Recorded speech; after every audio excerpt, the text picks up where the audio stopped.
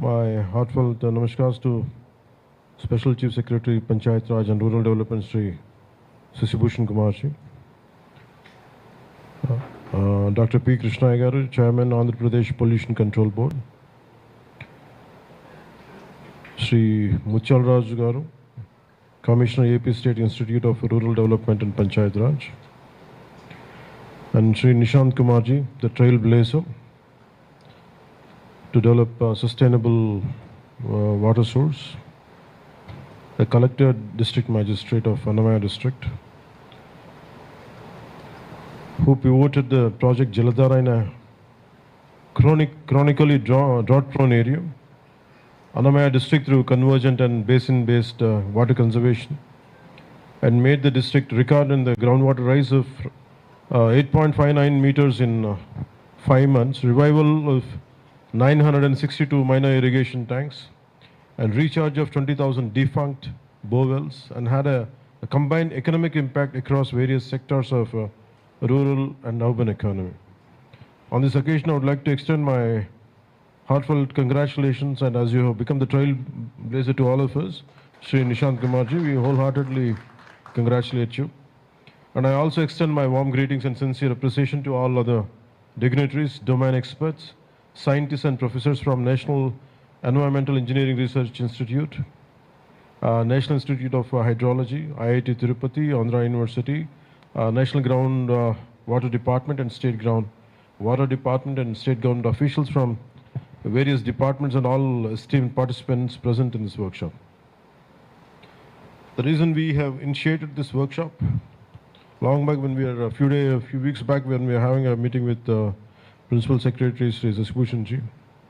So we want to explore how to increase the groundwater level, and that's how, from that discussion only, this workshop emerged out. So we are here to reflect on something that sustains every life, every village and every future, which is water. In a state like ours, Andhra Pradesh, we have been blessed with mighty rivers like Godavari, Krishna, Pennar, Vamsadhara and Nagavali. And it has been always a land of where water shapes its civilization, agriculture and economy. These rivers have nourished our fields, sustained rural livelihoods, and driven the growth of our state for generations. Yet today, despite this natural wealth, we are faced with a critical challenge, not just of water availability, but of ensuring its sustainability and the quality for the future. Ensuring safe, reliable, and sustainable drinking water for every rural household is not just a developmental goal, it is our collective responsibility towards future generations. As our ancient Indian wisdom reminds us, water is life, jalame jeevam. A timeless truth that continues to guide our approach even today. Rural water supply systems are facing multiple and emerging challenges.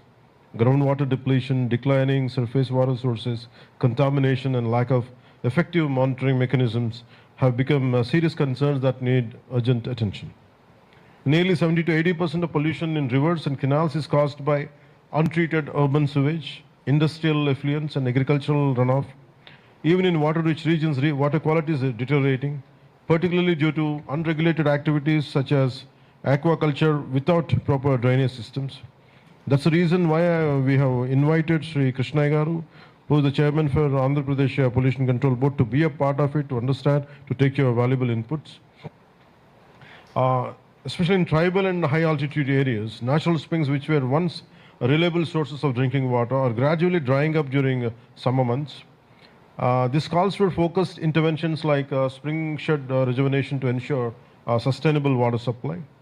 It is also observed that some rural water supply systems were implemented without identifying dependable and sustainable sources, leading to non-functional systems. This highlights the importance of scientific planning and evidence-based source identification. We must strengthen technical capacity, adopt modern tools, and establish standardized protocols. Equally important is community participation, as sustainable water management cannot be achieved without people's involvement. This workshop assumes great significance in the context of Jal Jeevan Mission 2.0, which now focuses on long-term water security and sustainable service delivery. In this regard, I acknowledge the vision of the Honorable Prime Minister Sri Narendra Modi ji and the guidance of the Honorable Union Minister for Jal Shakti Sri C.R. Patil ji. I also convey my regards to the Honorable Chief Minister Sri Nara Chandrababu Naidu Garu for prioritizing sustainable water management in the state.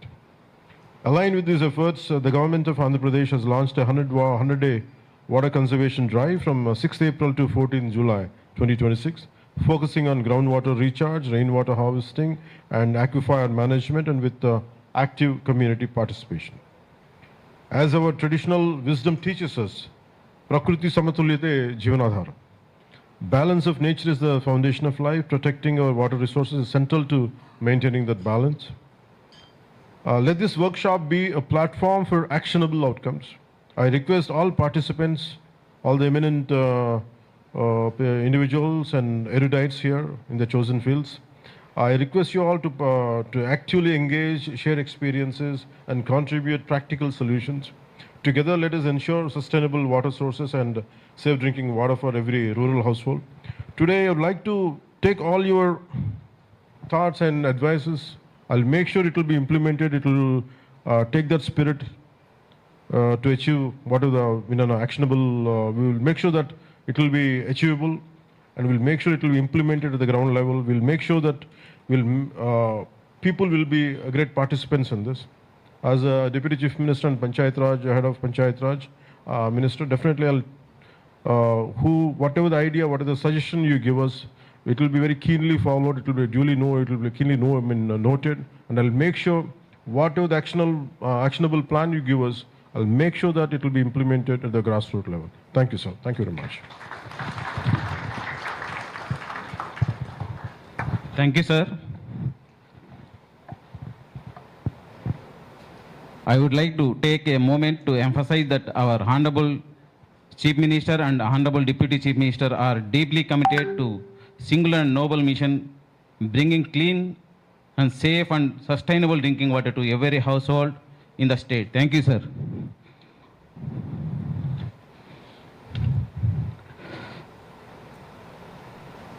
So now I request Sri Nishant Kumar, IAS Collector, and District Minister Annamaya, who has done a success story on drought resilience, Jaladhara. Thank you, sir. Thank you.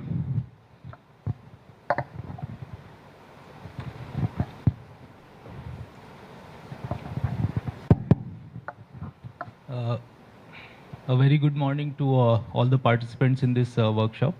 My regards to Special CS Panchayati Raj and Rural Development Shri Shashibhushan sir.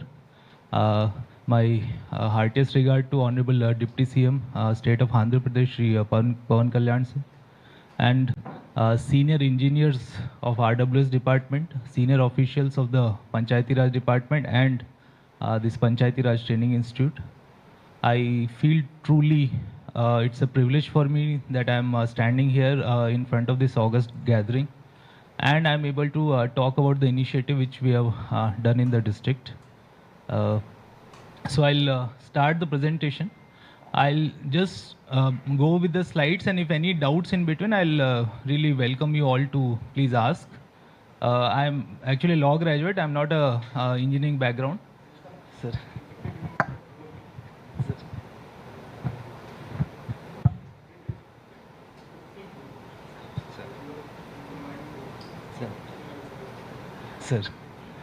Sir, I'll try my best, sir.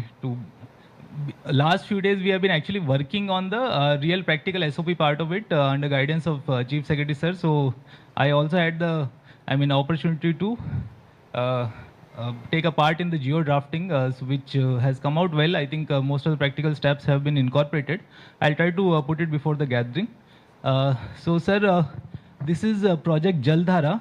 Now I'll start with the a statement that Jaldhara for us was not an innovative practice to show anywhere. It's not a new initiative which as a collector I would like to do. It's a question of survival for the district.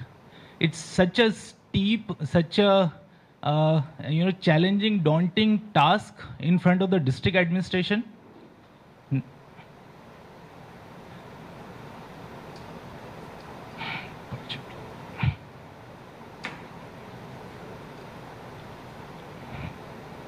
Yes, sir. So now, why I make this statement, this is the situation in the district when I joined in the district on September 14th, 2025. The district is, yes, district is marked with a chronic drought situation. If there are participants from outside the state, Annamai is a district located in southern Andhra Pradesh, landlocked on all sides. It is in the rain shadow region for both southwestern monsoon as well as northeastern monsoon. It is quite far away from coastal side, from Karnataka coast as well as the Nellore coast side. So the average annual rainfall is 74 centimeter. This will be close to some of the districts located in Thar Desert. So they also get around 50 to 60 centimeter rainfall. Ours is 74, however quite erratic. Sometimes it's not evenly distributed. Sometimes it will rain a lot in 1 month, lot of surface runoff, it cannot be stored, it cannot be utilized anything. And if any standing crops are there, due to more quantity of rainfall in short duration, there will be a lot of crop loss. So uneven distribution of rainfall, that's why we are saying erratic rainfall creates more problem than benefiting the district. Then declining groundwater level. When I joined, the groundwater level was around 15 meter. That causes number of problems which sometimes we cannot imagine. One, there's huge burden on the women population to fetch drinking water, to get secure water for the household needs. That is the human cost of it. There's huge burden on the department to ensure that at least minimum 40 to 50 LPCD water liter per capita per day is provided to the population. There's cost involved in transportation of this water. Third, which sometimes we do not realize, every day there are negative news article which dents the image of government and machinery every day. Now this causes a very, very severe problem. Slowly the machinery, the reputation erodes. Every third day there are, photos of women standing with empty buckets, empty vessels, asking for water. When we went around we had 30 mandals that time. This time from January, the district has been reorganized. We are now 25, but 30 mandals, 19 were drought declared. For third point, which is most starkingly, the challenge before the district administration, which has to be addressed, 40% area only is sown area, 60% land left fallow. So whatever is the normal area in Kharif season 2025-26, you have only 40% land being sown, 60% is left fallow. That will again cause a problem next year because soil quality, soil moisture, soil organic content, all three will decline drastically if a land is left fallow for 1 year. So there is going to be a cascading effect on the soil health also over a period of year if the land is left fallow. Now this sparks another crisis, which is migration. You will have a lot of population going to Bangalore, Hyderabad in search of some basic livelihood because they are not able to cultivate lands. You will find farmers who are having 6 acres, 5 acres land, but they are working as a daily wage construction labor in Bangalore, working as security guards in malls of Bangalore, or doing plumber or some very menial cleaning, housekeeping jobs in Hyderabad hotels. So that becomes, there's a huge economic and human cost involved due to this migration. So that was the very striking first challenge which I encountered after landing in the district in September 2025. And as I said, around 230 habitations require transportation. More than 60 habitations will require transportation throughout the year. There have been years in 2023-24, like 12 months a year. Transportation, only tanker is the source. Whenever public will see a tanker, they will all come running, women, children, men, everybody. So this is a very starking, very challenging situation, very alarming situation in the month of September, which we encountered. Now, how to tackle it? The only way to tackle a drought, maybe the answer which first comes to mind is the irrigation project, bringing water from outside, because this is a low rainfall area. So yield in the district, the availability of water itself is quite low. Now, how do you tackle it? Either you wait for the irrigation projects to be completed. Yes, HNSS main canal does pass through our district, but it may take some more time. Around 300 crores, 350 crores are required to complete the work. Two major reservoirs are almost formed, but not connected with the main canal now. Now the government is going to take it. But executing major projects require time, and that time is costing in enormous ways. I mean, there may be more number of adverse impact on government with every single day. So how do we tackle it? We sat with all the stakeholder departments. Now, water is such a thing that touches all the primary sector departments: agri, horti, animal husbandry, sericulture, any department related to primary sector. Irrigation is the main provider department. DWAMA, District Water Management Agency, is another very key stakeholder, but surprisingly I have seen, from POITD onwards, that generally MGNRES and irrigation people never sit together. Rare circumstance only they sit together, and functioning wise the integration is, sir.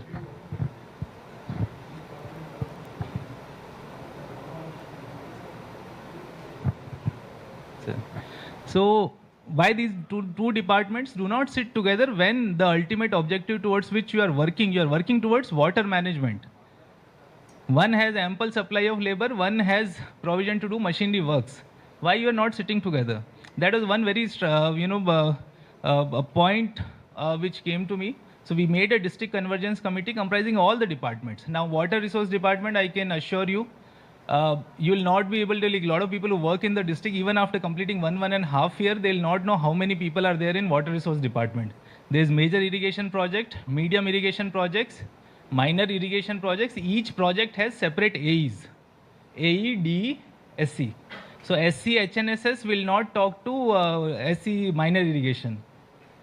SC Veligallu project will be different person who has a different hierarchy, who does not speak to HNSS.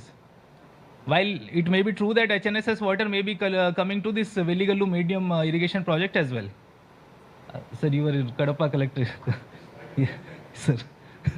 It's in Galividu Mandal, sir. Sir. So, there's so many, there's a huge manpower available in irrigation department, but there's some lack of linking, integrating their functioning.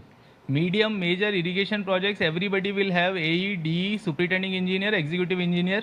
Minor irrigation will have so many subdivisions. If any, there are senior officers also, please try to assess how many subdivisions are there in minor irrigation department in your district. As POITD Rampa Chodvaram, when I had the district, I had 3 Ds and 7 As. And if you see the workload, I could not find a single paper coming from them to POITD or collector for almost 2 years.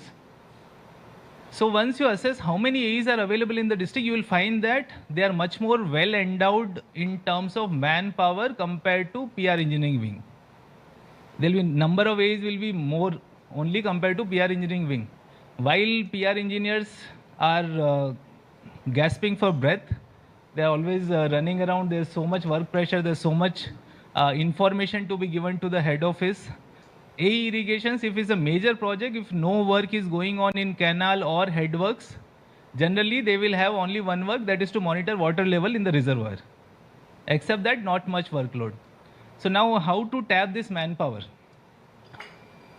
We, in the new reorganized district system, we have a district water resource senior superintending engineer has been nominated as district water resource officer.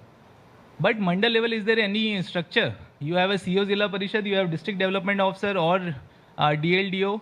Mandal level, you have MPDO. Similarly, for revenue department, you have a revenue divisional officer or sub-collector. Mandal level Tehsildar, district level collector and joint collector. But what is the mandal level functioning unit for water resources? We could not find any. That has to be set up. That institutional mechanism has to be made. So we made sure that all the A's in the district were listed out, one AE, one mandal. Whether you are a major irrigation project AE, minor irrigation project AE, take responsibility for one mandal. You are a nodal AE, you are mandal water resource officer. That's the change we brought. in the institutional setup. Then we started using a lot of tools for scientific planning. Like if you see a satellite imagery of a river, you'll be able to very easily figure out the dried up tanks which are nearby the river, which can be very easily connected to the stream or river. So this is one Cheyuru river that is a tributary river for Penna. Now this crosses through Rajampeta and Kodur constituency. This crosses through Rajampeta Kodur constituency, and if we see the satellite imagery, we can see Mannur tank, Lebaka tank, which are quite close to it. And if we can clear some of the feeder channels, we can ensure that through overflow, whatever is extra water going to Penna, we can somehow fill it. Sir?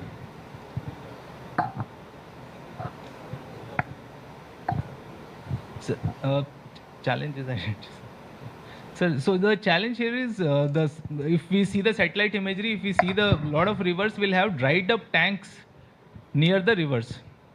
Now, if we can physically clear these feeder channels which can connect a river to the nearby tank, because historically if we see if there is a tank, at some point there must be water. So how that water came?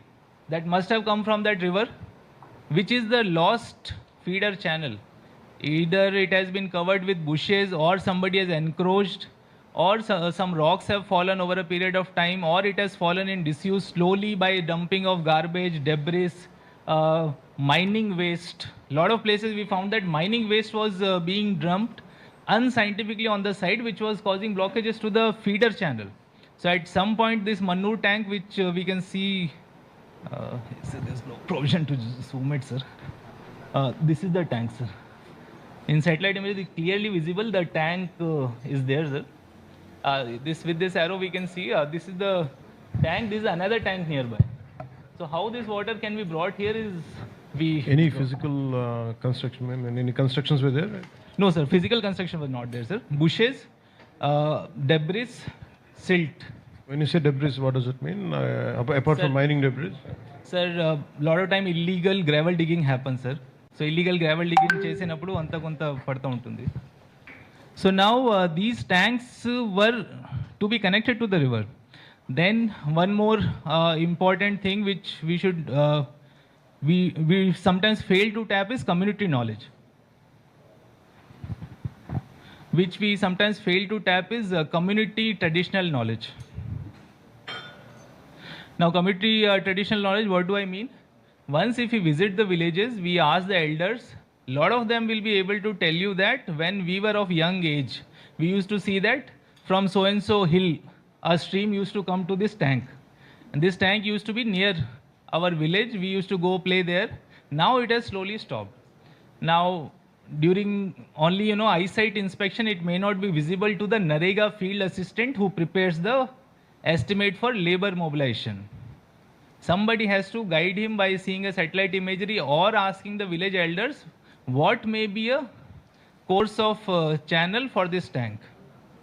And then basin connectivity that I'll explain in the next slide.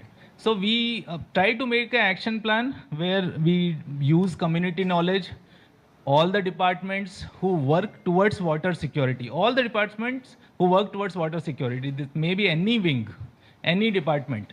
Everybody working towards water security has to come together, sit on a table and give their ideas. So these silos have to be broken between Narega, Dwama, minor irrigation, major irrigation, medium irrigation wings. And there are a lot of scientific tools available like Aware portal, Government of Andhra Pradesh, it has a portal which can give you real-time rainfall predictions for next 5-6 days, and these are fairly accurate because they average out 2 or 3 different international models. You have a lot of satellite imagery available. You have APWRMS, Water Resource Information Management Portal, but these are not updated in some of the districts. So you have to get these updated. Once you get WRMS updated, you will have a list of tanks there. You will know which tanks are filled to what level.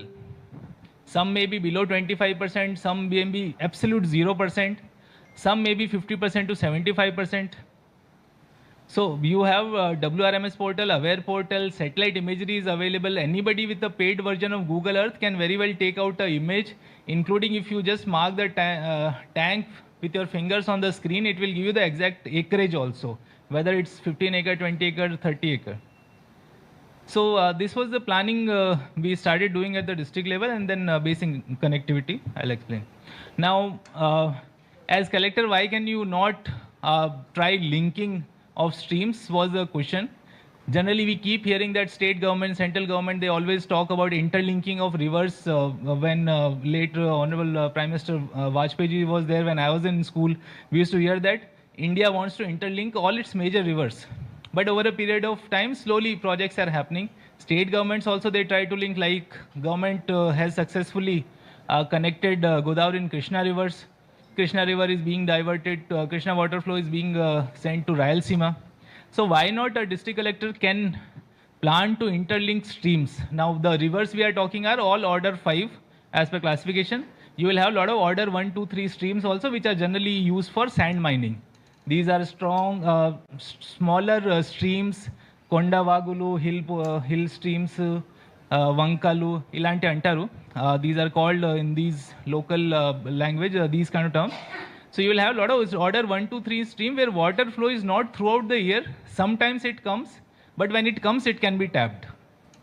It will come near monsoon season, it will come during cyclonic rainfall, and if you do not tap, it will cause loss to the nearby agriculture fields by overflowing.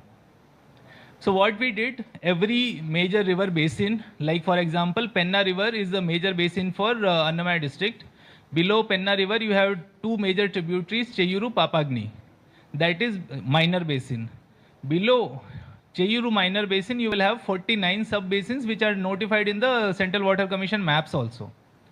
So if 49 sub-basins, if you can go to that level, below that micro basins will also be there, but I will restrict to sub-basins.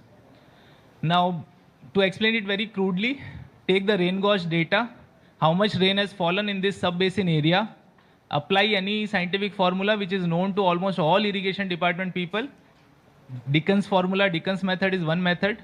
Assess the water yield in the sub-basin. How much water is fallen in this sub-basin, and most of the sub-basin will have notified Aya cut. How much Aya cut is notified under that sub-basin? Aya cut, Anta Aya cut, or to that Aya cut, if we have to supply water, how much water is needed? So availability minus demand. If it is positive, it's surplus. If it's negative, it is deficit. To explain it like very simply. Now, once we started assessing, we had 49 sub-basins. We found that some were really surplus.